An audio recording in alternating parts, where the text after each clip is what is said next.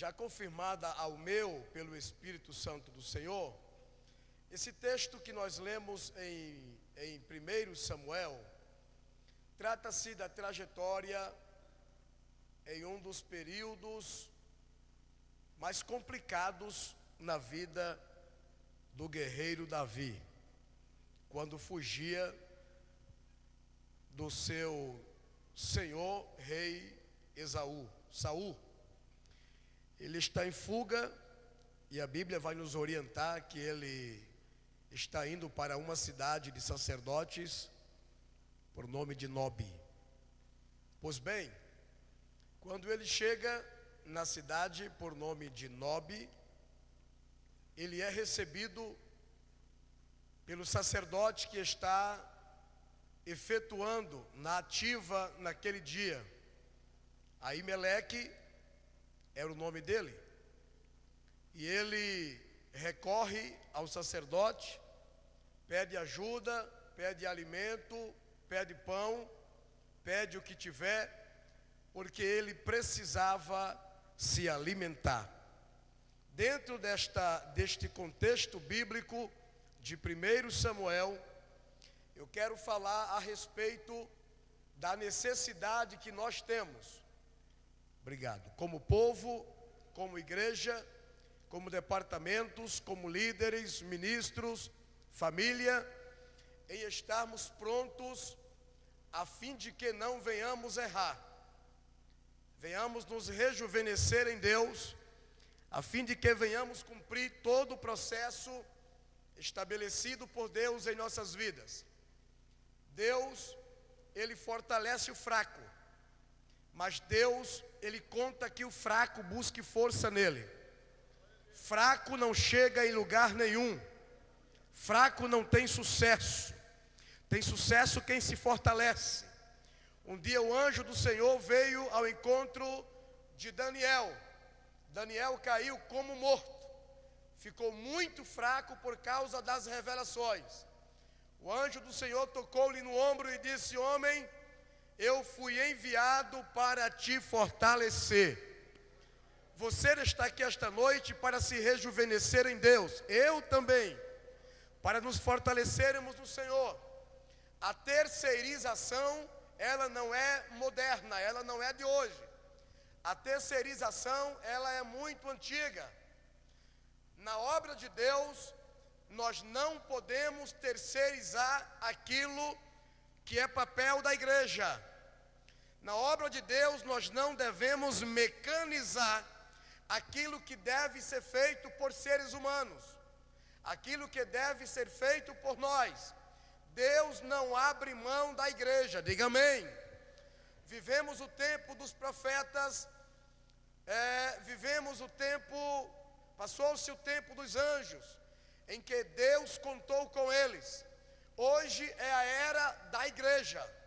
Deus trabalha comigo, Deus trabalha com você, mas é indiscutível e intransferível que nós venhamos todos os dias buscar no Senhor, por meio do seu Espírito, qual seja a sua vontade para a sua vida, qual seja a sua vontade para a sua igreja. Conheço um grande homem que errou, conheço um grande homem que trouxe grandes prejuízos para si, para o seu ministério, para o seu povo, porque vacilou e não buscou saber qual era a vontade de Deus. Haja visto que já lemos capítulo de número 21 de 1 Samuel. Agora eu quero que você abra, por favor, se tiver com Bíblia aí, 2 Samuel, capítulo de número 6. 2 Samuel, capítulo de número 6.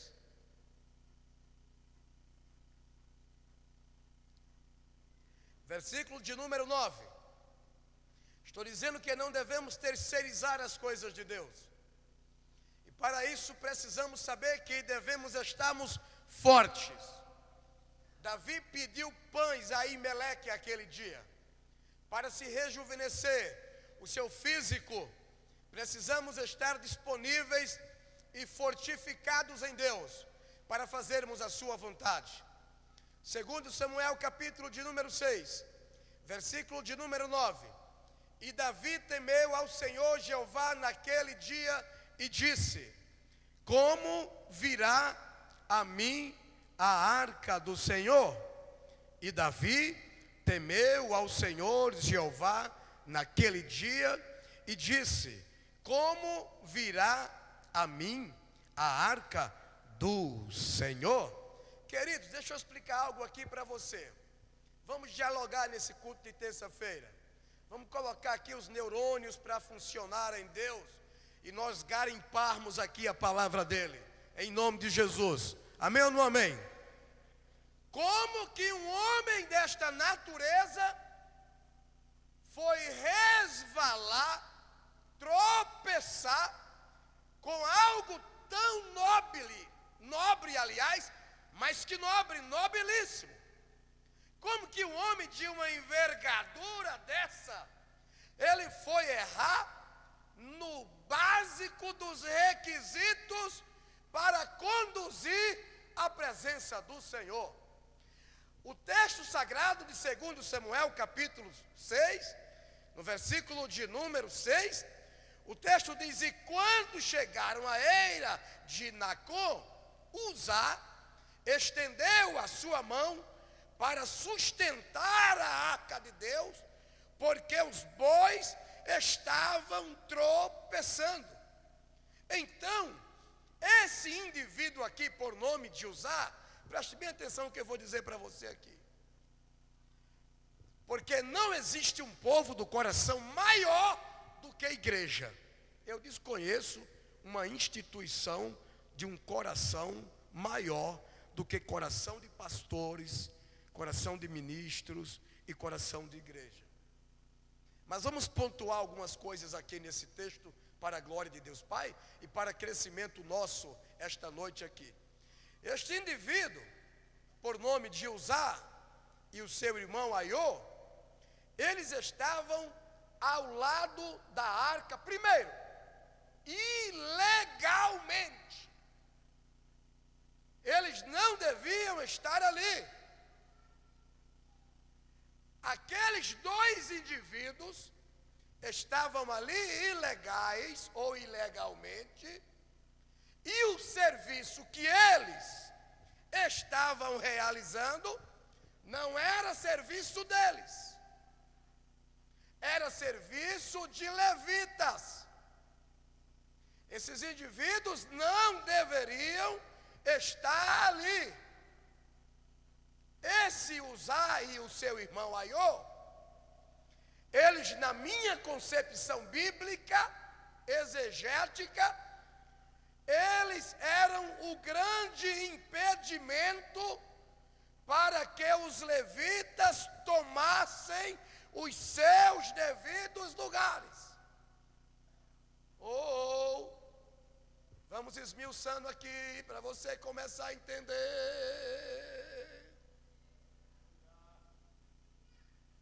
Cada um no reino de Deus tem o seu papel e deve saber qual é o seu papel.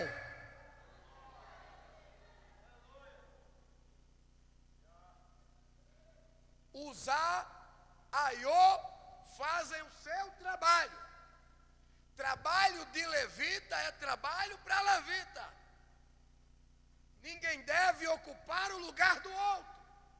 Tem espaço para todo mundo, mas se você não é sacerdote, não tem que meter a mão na alçada sacerdotal.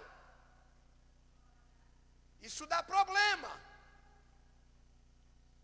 Isso é complicado demais. Quando esses indivíduos aqui, eles estendem as mãos para segurar a arca, eu vou explicar isso aqui, porque a arca ia caindo. A primeira coisa que acontece é que eles ferem quem estava na arca. Quem estava na arca? 2 querubins. Quando eles tocam a arca, primeiro, eles ferem os querubins. Por quê, pastor? Porque os querubins que estavam na arca sabiam que não deveriam ser manuseados por Uzai e Aiô. E aqui eu quero abrir um parênteses para você. Qual que é, pastor? Eu vou dizer para você agora. A arca ficou esse tempo todo na casa deles. Quando eles nasceram, a arca já estava lá. Mas o ato de eles terem nascido e convivido ao lado da arca não lhes deu o direito de meter a mão na arca. Escuta esse manto aqui, que tem uns mistérios aqui que o Espírito Santo nos revela que é coisa tremenda isso aqui. Que tem muita gente morrendo prematuramente por aí. Porque mete a mão onde não é chamado. E também não tem autorização de Deus para isso.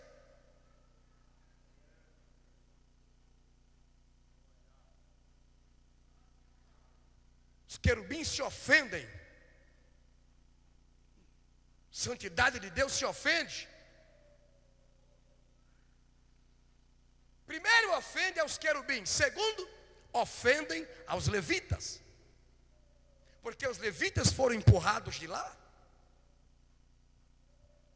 Uzai e Aiô querem trabalhar nesta administração. Eles se preocupam, pastor, mas eles foram bonzinhos. Porque eles se preocuparam com a dispersão e com o tropeço dos bois.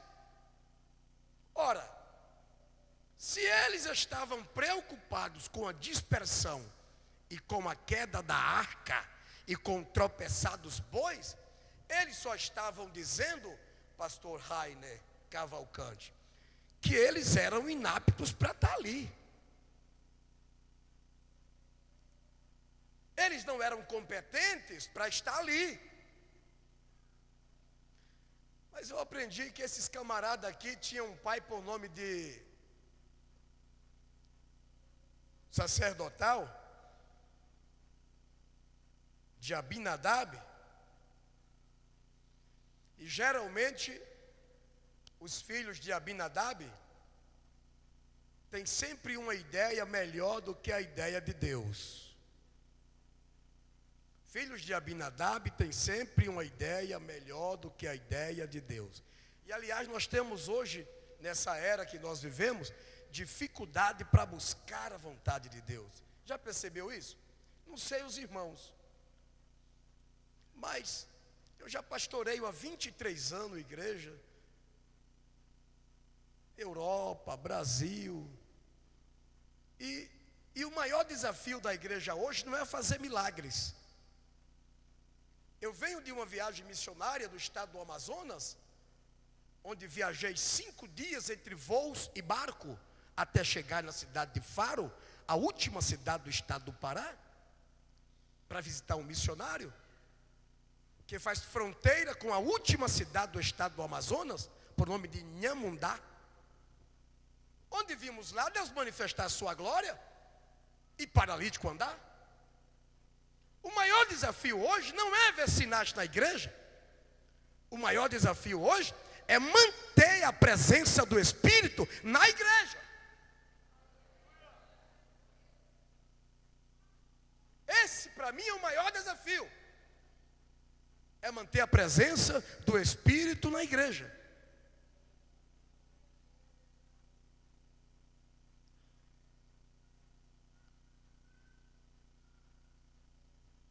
Davi toma essa atitude e ele erra demais. Por isso ele pergunta assim, e Davi temeu ao Senhor naquele dia e disse, como virá a minha arca do Senhor? Porque o desastre foi fatal.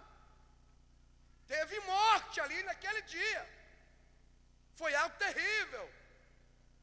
Por quê, pastor? Porque Davi colocou bois em lugar de levitas. E deixa eu explicar isso aqui para os irmãos. quando a gente põe boi na obra de Deus em lugar de levitas, a gente causa uma grande confusão. A gente causa uma grande confusão. Por quê, pastor? Porque nessa tipologia exegética, aqui, boi é queixo duro. Escuta essa daqui. Segundo, boi não canta, boi muge. E a ordenança era para que o condutor da arca, que eram os levitas, eles adorassem. E boi não adora. Nessa exegese bíblica aqui não. Boi munge. E quantas vezes nós precisamos, na condução da glória do Senhor, por este mundo afora, de adoradores de verdade, e a gente se depara por aí com tantos boi velho brabo, queixo duro, boi velho, que não aceita ser manuseado, nem pelo Espírito de Deus, e nem por sua liderança. Terceiro, boi tropeça, levita marcha, ele marcha, enquanto o boi anda tropeçando dioturnamente na condução daquilo que é sagrado. Deus nos convoca esta noite, nós ministros, a minha retaguarda, nós igrejas do Senhor, a fim de que nós acordemos e ao invés de estarmos murmurando, mungindo, reclamando, sem noção do que estamos fazendo, a igreja do Senhor é convocada para adorar, para exaltar, para bendizer e dizer a quem nos conduz aqui na terra, juntamente com o Espírito Santo, qual é a direção a tomar. Nós temos nuvem, nós temos alguém que nos guia, nós temos alguém que nos orienta.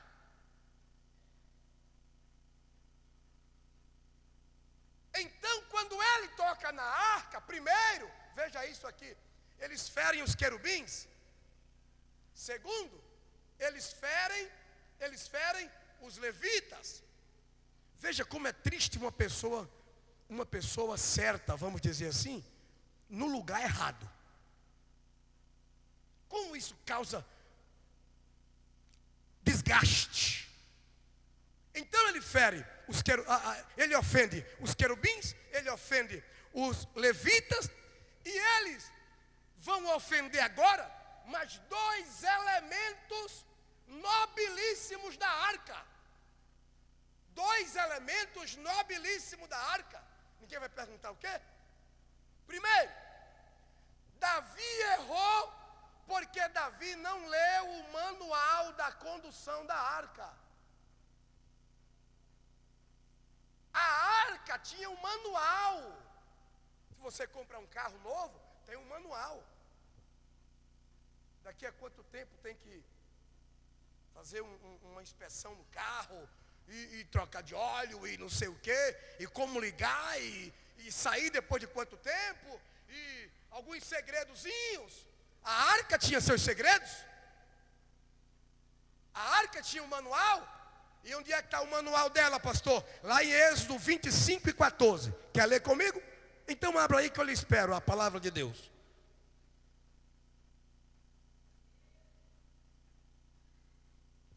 Quem está aí diz um aleluia para Jesus. Um louvado seja, um desperta Brasil, coisa assim para Jesus.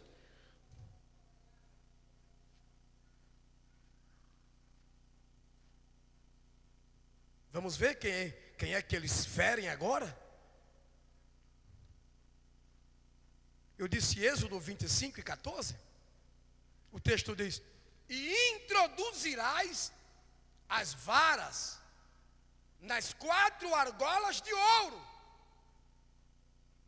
e a esporagem dos seus 4 pés aos lados da arca, para transportá-la. Então, quando ele mete a mão na arca, terceiro, eles estão ferindo as argolas da arca. Vou lhe explicar esse mistério aqui. Quando eles metem a mão na arca, em quarto lugar, eles ferem as varas da arca. Elas não estavam ali à toa. As argolas, as 4 argolas, as 2 varas, elas não estavam ali à toa, mas elas estavam se sentindo desprezadas, porque os beleza não estavam lá ocupando o lugar deles.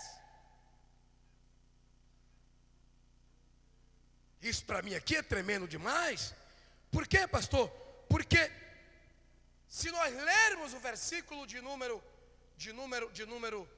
9 de 2 Samuel, e Davi temeu ao Senhor Jeová naquele dia e diz: como virá a mim a arca do Senhor? Como que virá a mim a arca do Senhor? E esse manual estava escrito no livro de Números, estava escrito em Êxodo, como que nós lemos aqui.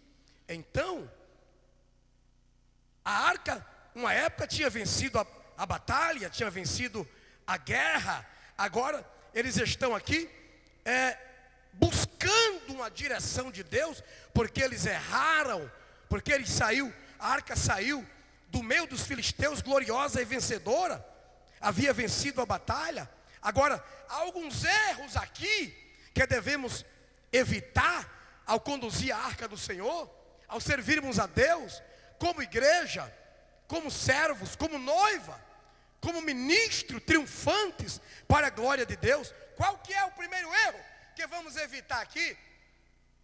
Primeiro, devemos evitar a olhar o interior da arca sem se santificar. Irmão, deixa eu falar uma coisa para os irmãos aqui.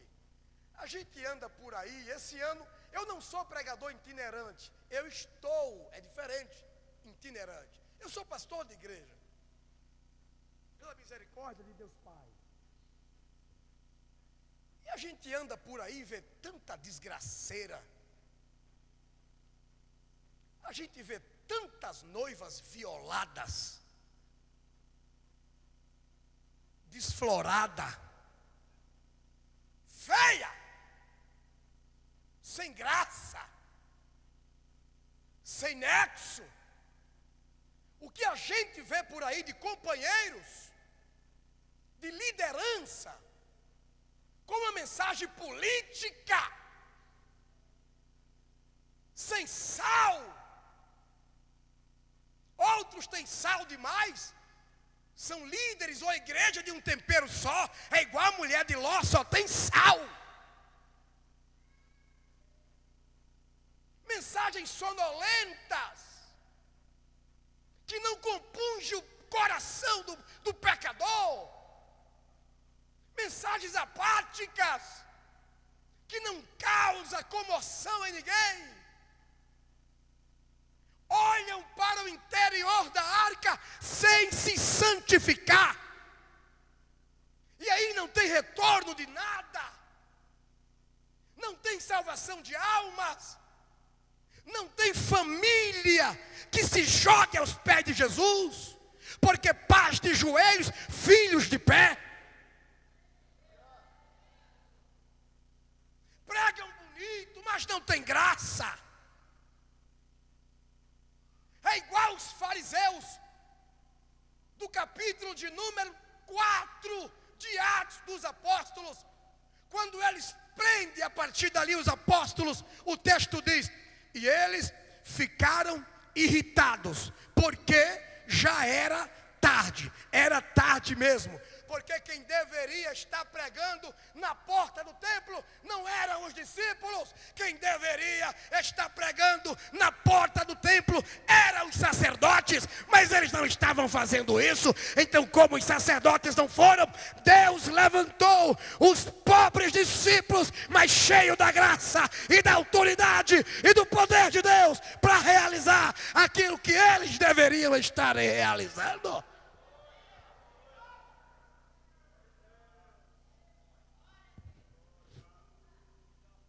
E aí, como de Judas, tem ministérios curtos, porque são comparados à água do mar, a onda que espumejam as suas sujeiras. Começa alto lá e termina quase nada aqui. Cristo não quer isso. Para a igreja dele, não. Cristo quer o seu povo alvissareiro, um povo elegante na graça de Deus, um povo que tenha para dar, um povo que seja consciente de que é moradia do Espírito Santo de Deus. Tem alguém desse nível aí? Levante sua mão, dê um glória a Jesus.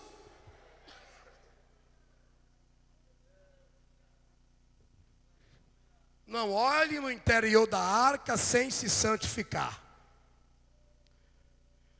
Oh glória, oh glória. Vou ler lá em 1 Samuel agora, capítulo 6 e 19. É culto de terça-feira, eu sei que os crentes gostam de desfolhar a Bíblia. Então vamos lá. 1 Samuel. Vamos ver a consonância bíblica desse mistério aqui. Capítulo 6, versículo 19.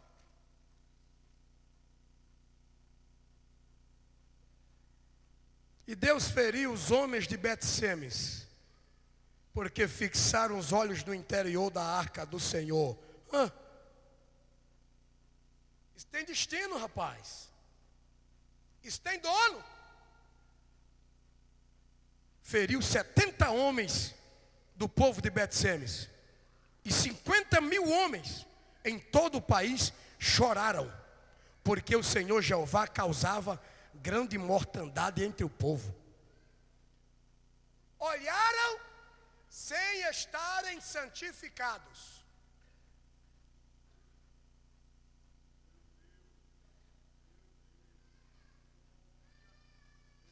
Ei! Quem está entendendo esse mistério aí, diz um amém para Jesus.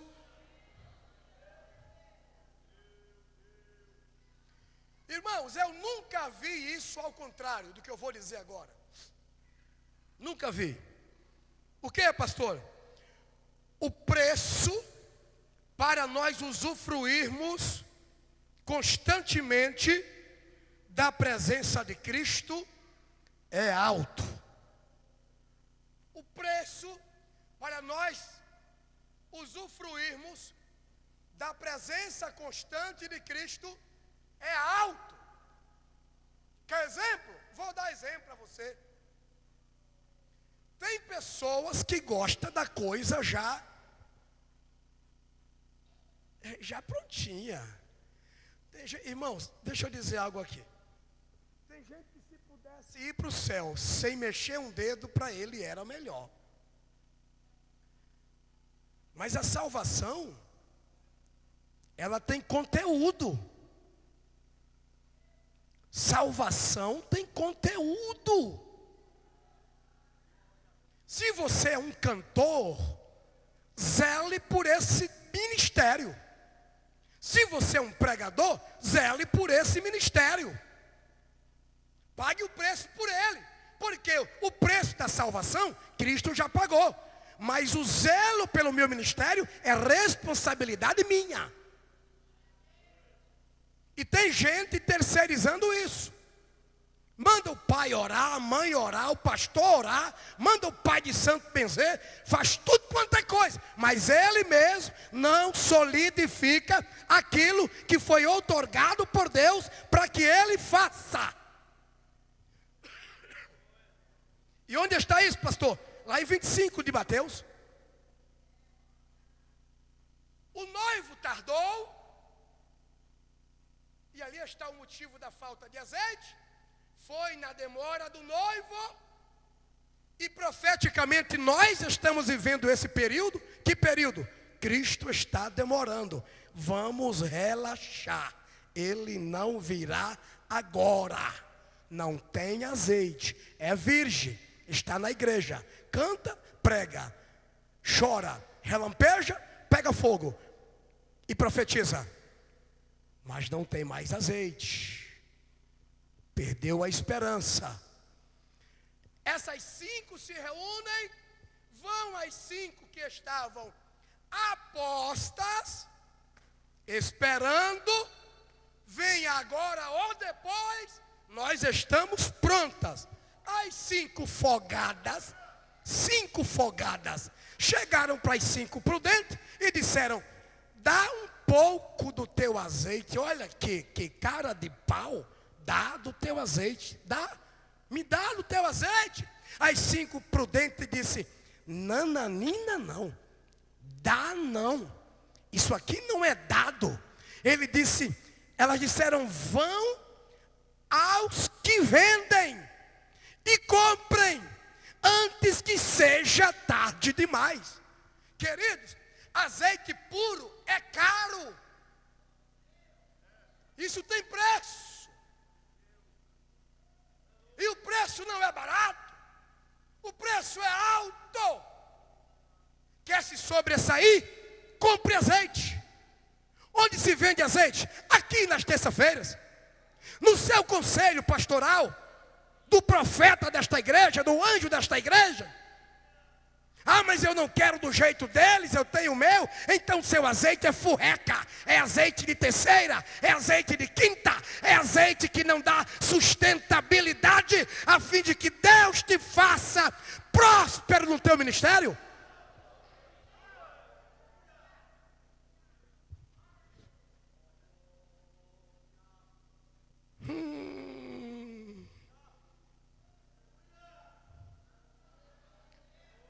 Queridos, todos aqueles que estiveram diante da arca pagaram alto preço. Todos eles. Desde criança, desde o mais novo ao mais velho.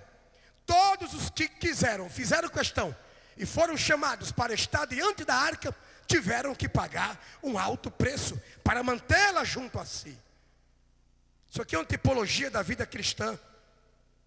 Aproximar-se para entender as coisas a respeito do Senhor, com uma mente carnal, com uma mente natural, não se chega a lugar nenhum. Precisamos submetê-la. Um dia o anjo do Senhor disse a Agar, volte, procure a sua senhora e submeta-se a ela.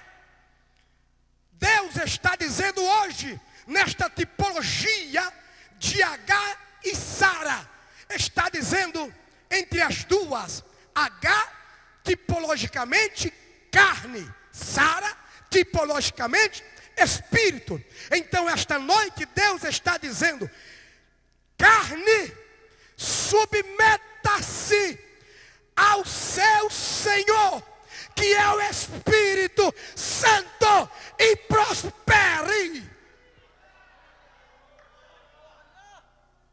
Onde a carne prospera, não há rejuvenescimento de espírito.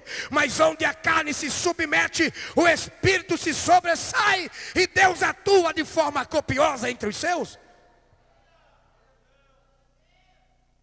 Oh glória! Conduzir a arca do Senhor, queridos, conforme os padrões do mundo, não dá. Não dá. 1 Samuel 6 e 7. Rapidinho, vamos lá? 1 Samuel 6 e 7. Estou já tomando rumo para concluir esta palavra de terça-feira. Não quero passar um minuto. Também não sou doido. Quero voltar aqui de novo.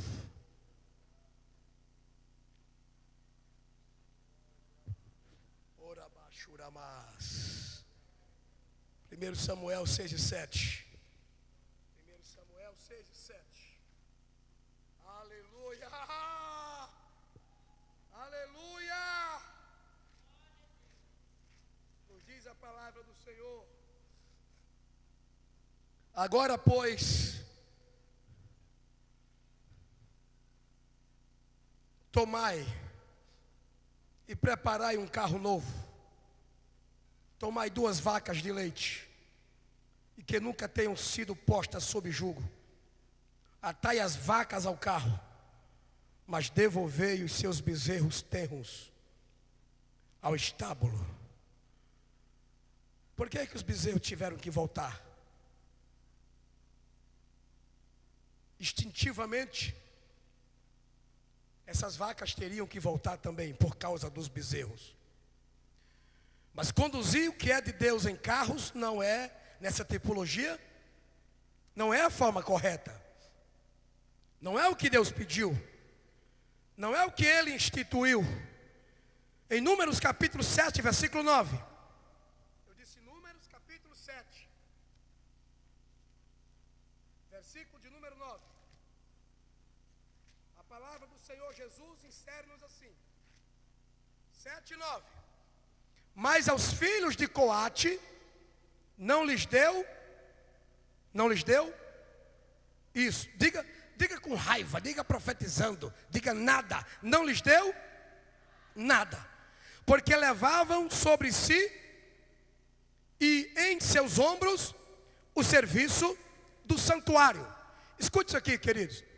O que faz uma igreja diferente hoje é a presença do rei dentro dela. Se o irmão voltar um versículo atrás, no versículo de número 7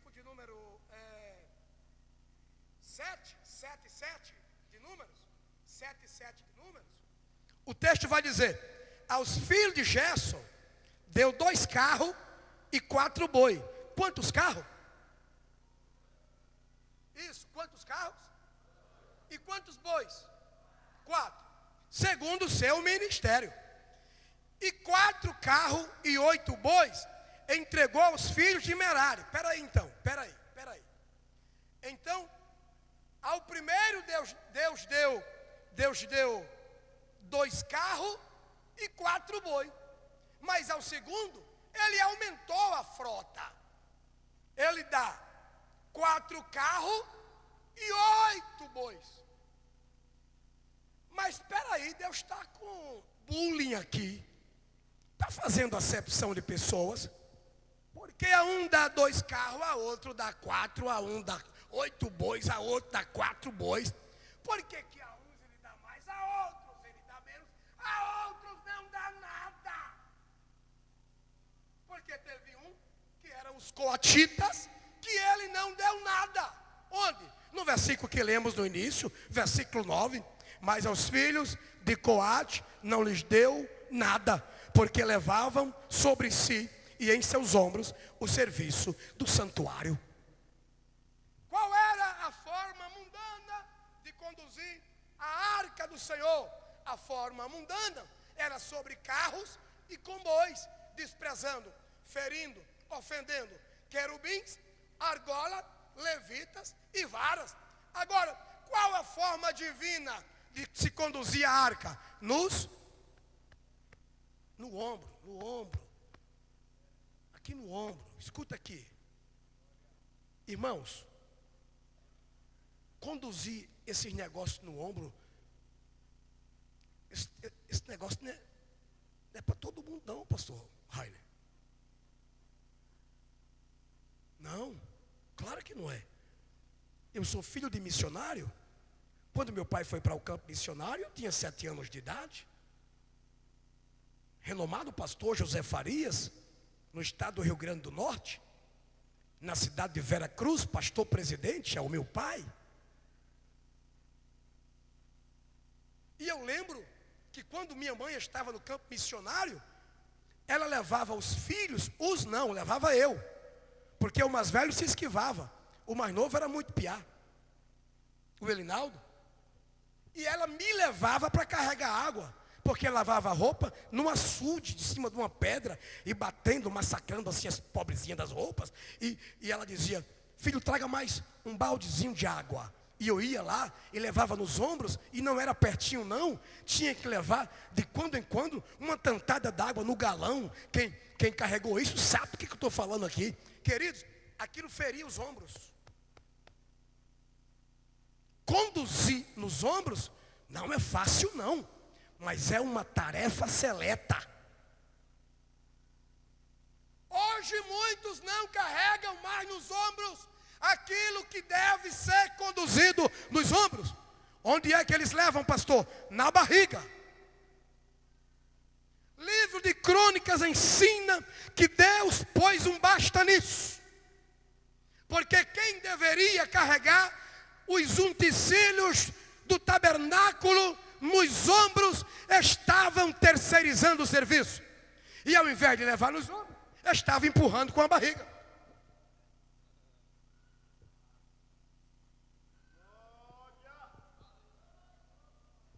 Você é cantor, você é pregador, você é obreiro aqui na igreja, você é ministro. Sou, glória a Deus.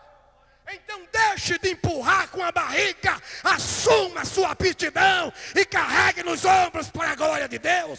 Eu não sou visto aqui, problema de quem não me vê. O meu compromisso de recompensa não é com o meu pastor, não é com tapinhas nas costas. A minha recompensa é quando chegar lá. Paulo diz em 20:24 de Atos: porque em nada considero a minha vida preciosa para mim mesmo, contanto que cumpra o ministério que recebi do Senhor, para dar testemunho da graça de Deus.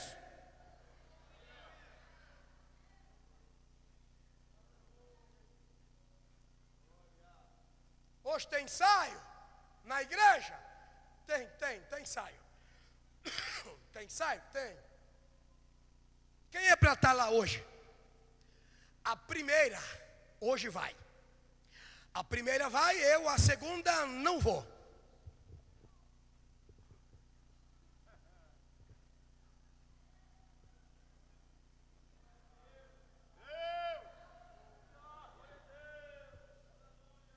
Meu líder dá um brado.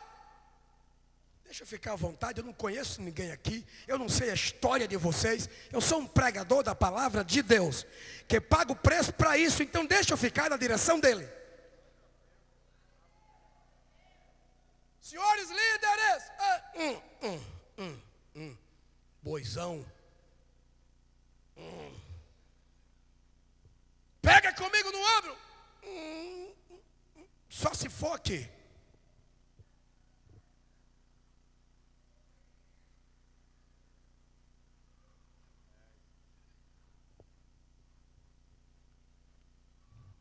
Repete comigo, por favor. Diga comigo. Os usás.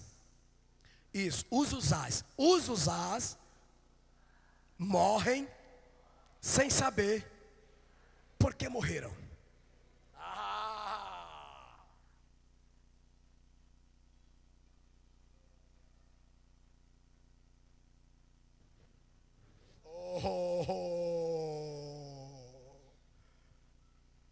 Vou fazer a última pontuação para nós concluirmos. E Davi temeu ao Senhor naquele dia e disse: como virá a minha arca do Senhor? Só olha aqui para você entender. Quantas argolas tinha na arca? 4. Quantas varas tinha na arca?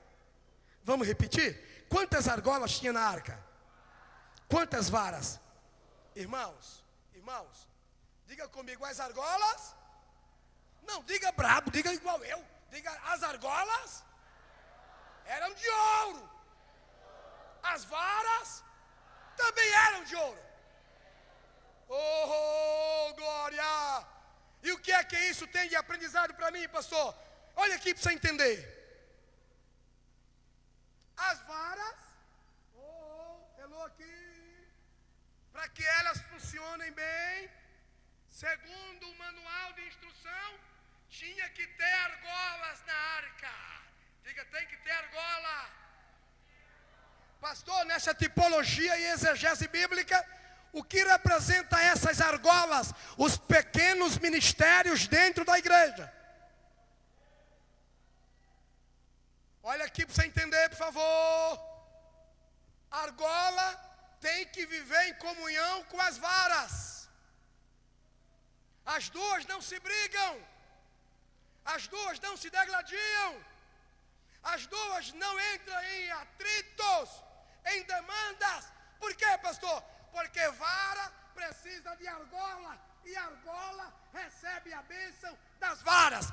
Argolas, pequenos ministérios. Não substitua os pequenos ministérios da sua história, da sua vida, do seu ministério. Que ministério é esse, pastor? Ministério de oração, ministério de perdão, ministério da transparência, ministério da lealdade, ministério que tem graça, ministério que não precisa usurpar o direito do outro, mas assume o seu papel. E elas olham para as varas, porque as varas são os 5 ministérios da igreja. É apóstolos, mestres, pastores, evangelistas. Sim, os 5 ministérios. Eles são quem atuam no lugar das varas na igreja. É os 5 ministérios. Mas nós varas precisamos das argolas. As argolas necessitam das varas para que a glória seja completa. Então diga comigo: eu quero exercer o meu papel como argola. Eu quero exercer o meu papel como varas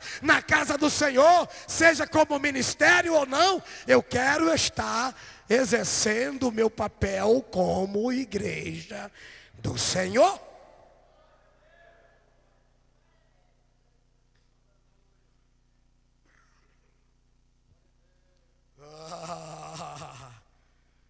Essa história de não consagrados em lugar de consagrado não dá certo. Bois em lugar de levitas não dá certo. O carro tinha rodas, então rodas em lugar de homens também não dá certo. Carros em lugar de varas não dá certo. Varas aqui significa os ministérios. Unção, selo de propriedade, selo de capacitação divina, força humana em lugar de confiança em Deus, cobertura em lugar de confiança. Oh, glória! Deus, haja cobertura espiritual sobre a sua vida. Quem interceda por você, quem ore por você, mas não esqueça de orar por quem transmite isso para você. A nossa confiança não é em carros, não é em rodas. A nossa confiança é no Senhor. Mas para confiarmos nele, precisamos estar ligados nele.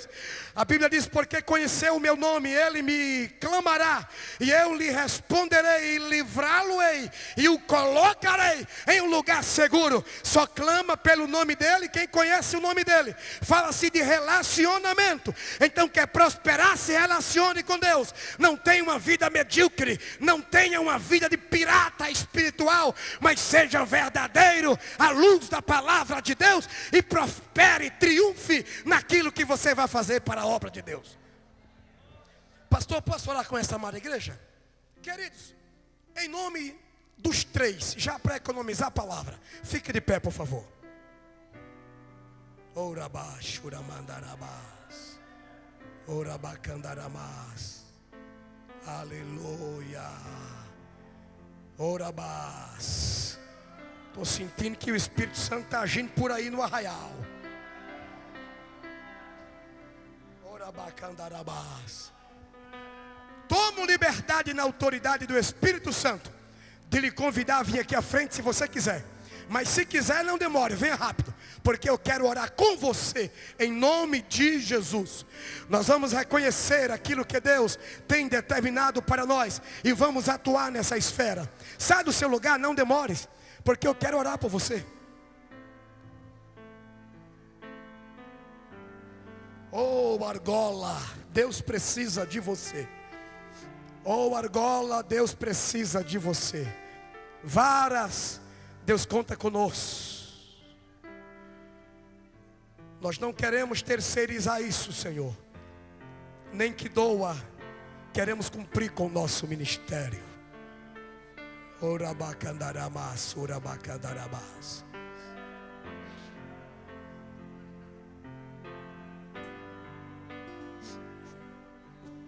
Em um momento crítico do meu ministério, chamei a minha esposa e disse a ela: filha, eu não aguento mais. Sou 23 anos pastoreando. Quando ela começou a pastorear comigo, ela tinha 18 anos. E eu disse: filha, eu não aguento mais esse negócio não. Não tenho mais estrutura. O que é que você vai fazer? Eu disse, ela perguntou: o que é que você vai fazer? Eu disse: eu vou parar. E ela olhou solenemente para mim e disse: filho, quem te deu ministérios não foi homens. Quem te chamou foi Deus. Carregue sobre os ombros. Faça mesmo com dores, mas com alegria. Dê o seu melhor para Ele.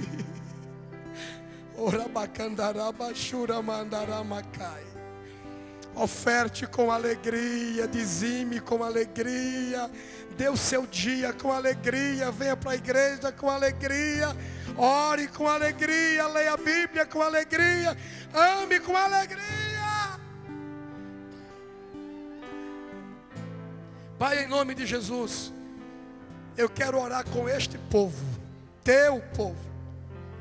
Este é o teu povo. Ora bacandarabás. Ora mahandarabás. E aquilo que eles vieram buscar esta noite, eu tenho para lhes dar, segundo segundo a tua palavra em meu coração. Eu digo para este povo que está aqui à frente: recebam do Senhor o que vieram buscar do Senhor. Se é cura, sejam curados. Se é porta aberta, receba portas abertas. Se é perdão, sejam perdoados em nome de Jesus. Ou se há alegria no Espírito, nós dizemos: tristeza vai embora, e a alegria, o gozo do Espírito invada, inunde o seu ser agora, para a glória do nome do Senhor. Deus, se é algo emocional, receba resolução. Na área física, financeira, receba em nome de Jesus. Deus, como servo, como ministro, eu digo a este povo: que o gozo deles em ti sejam completos mediante a necessidade e o coração de cada um deles, em nome de Jesus. Diga amém se você recebeu isso aí.